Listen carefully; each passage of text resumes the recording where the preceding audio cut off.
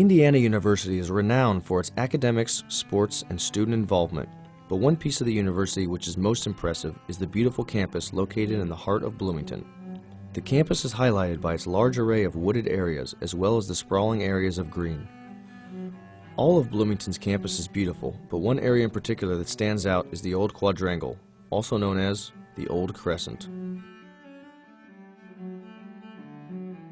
One thing that a lot of people do not know is that where the university is located now was not always the area where campus stood. Indiana University started out in 1820 down where it's presently called Seminary Square, where the Kroger's grocery store is. And they stayed at that location until around the 1880s. In 1883, a fire destroyed Science Hall, which was a large portion of the old campus. At that point, the university was considering disbanding.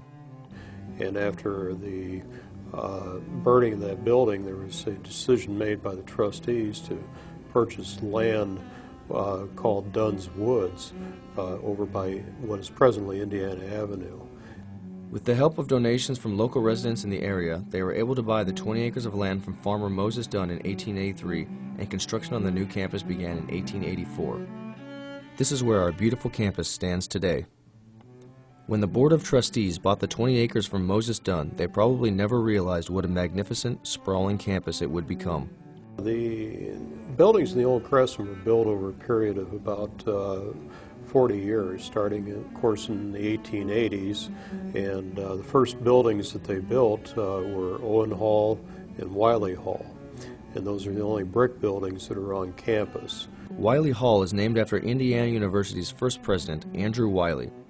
When the building was first built, it had a large tower at the top, but in 1900 it was damaged by a fire and the tower was never rebuilt.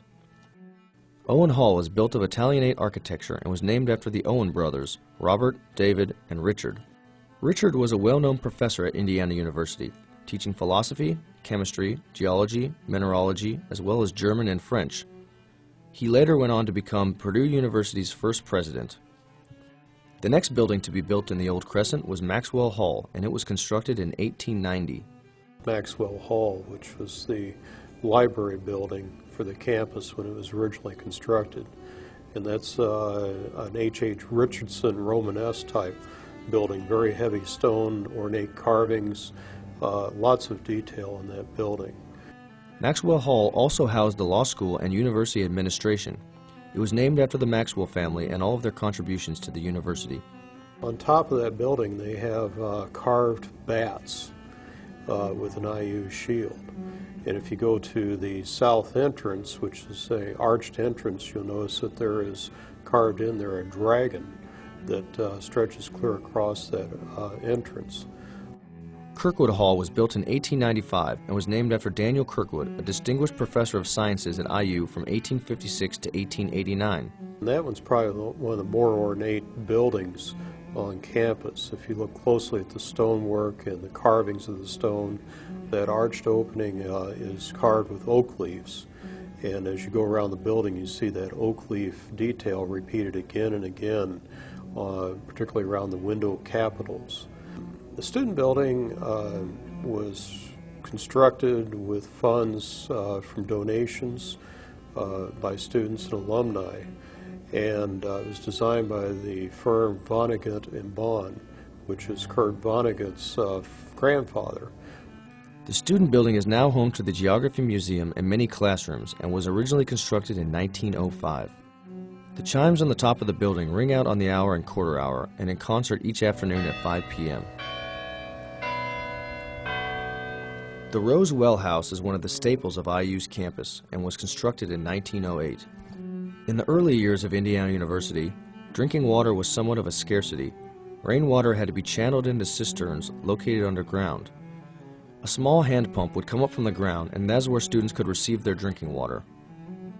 The alumni, Theodore Rose, looked at this and he said, well, I would like to donate funds to the university to put a shelter over this source of drinking water for the students.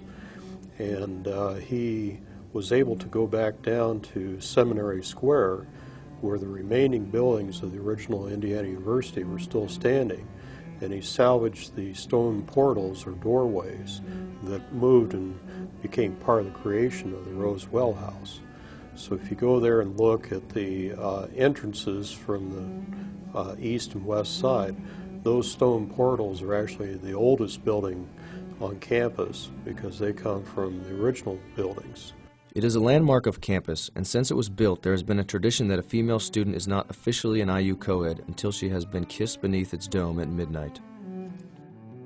In 1980, the old Crescent was designated a historic district and approved for listing in the National Register of Historic Places. Work on getting the area historically recognized began in 1976 and was finally approved 4 years later.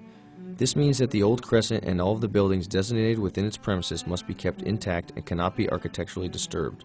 This was especially important for all the trees located within Dunn Woods. The small forest in Dunn Woods is one of the only places left on campus which has never been altered by the university in any way. The same trees stand there from the day the land was purchased. The trees cannot be cut down unless they are dying or cause a hazard to the walkways that lead throughout the woods.